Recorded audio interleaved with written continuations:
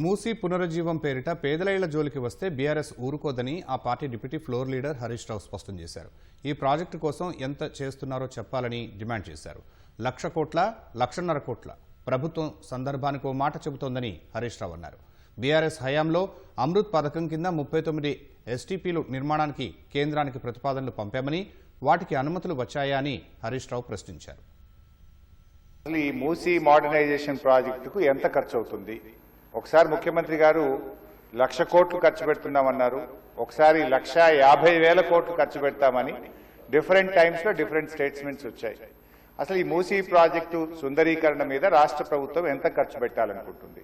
ఇప్పటి వరకు మూసీ సుందరీకరణలో ఎన్ని నివాసాలు కూల్చివేశారు?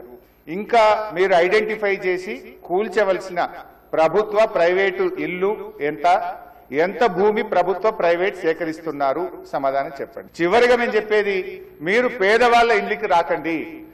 మూసీ సుందరీకరణ పేరిట పేదల ఇండ్లు కూలగొడితే బీఆర్ఎస్ పార్టీ సీరియస్ గా వ్యతిరేకిస్తుంది. అవసరమైతే బుల్డోజర్లకు అడ్డంగా పడుకోనైనా అడ్డుకుంటామని గతంలో చెప్పాం. ఖాళీ స్థలాలు ఉన్నాయి, మీరు ఖాళీ స్థలాల్లో దాన్ని డెవలప్ చేయండి. మూసీలోకి గోదావరి నీళ్లు తెండి, మురికి నీరు లేకుండా చూడండి.